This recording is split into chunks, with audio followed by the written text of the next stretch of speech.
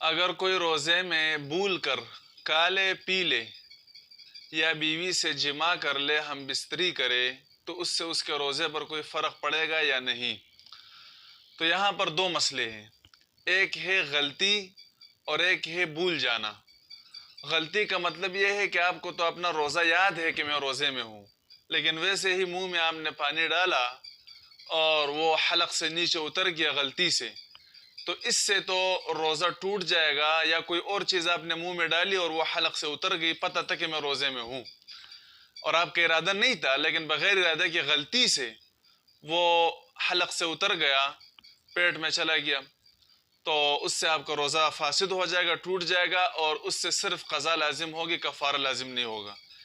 لیکن اگر آپ بھول گئے، پتہ ہی نہیں ہے کہ میں روزے میں ہوں، اور کچھ کھا لیا پی لیا، تو اس سے روزہ نہیں ٹوٹے گا، بلکہ اگر بیوی سے ہم بستری کی تو اس سے بھی روزہ نہیں ٹوٹے گا۔ بلکہ حدیث بخاری اور مسلم میں حدیث ہے، آپ صلی اللہ علیہ وسلم نے ارشاد فرمایا کہ من نسی وهو صائم، جو بھول جائے اور وہ روزے کی حالت میں ہو،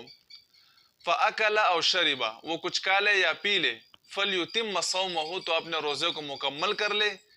کیونکہ فَإِنَّمَا أَطْعَمَهُ اللَّهُ وَسَقَاهُ، کیونکہ اللہ نے اس کو کھلایا پلایا، یہ اللہ کی طرف سے آپ کی مہمان نوازی ہوگی روزے کی حالت میں۔ روزہ آپ کا درست ہے، بخاری مسلم مشکات کی حدیث ہے، صحیح حدیث ہے۔ اسی وجہ سے علماء نے لکھا ہے کہ اگر کوئی دیکھ لے کسی کو کہ وہ بھول کر کھا رہا ہے تو اس کو نہ بتائے کہ بھئی آپ کا تو روزہ ہے، تاکہ وہ خوب پیٹ بھر کر کھا لے، کیونکہ یہ اللہ اس کو کھلا رہے نا، اللہ اس کو پلا رہے۔ جب اللہ کھلا رہے پلا رہے تو کسی اور کو بھی، کسی اور کے لیے بھی مناسب نہیں ہے کہ اس کو یاد دلا دے۔ جب وہ خوب کھا لے خوب پی لے تو پھر اس کو یاد دلا دے کہ بھئی آپ کا تو روزہ تھا،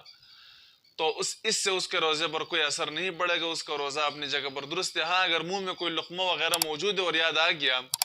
تو اس لقمے کو پھر کھا نہیں سکتا، اگر اس کو کھا لیا تو روزہ ٹوٹ جائے گا، اس کو پھر تھوک دے، منہ صاف کر لے۔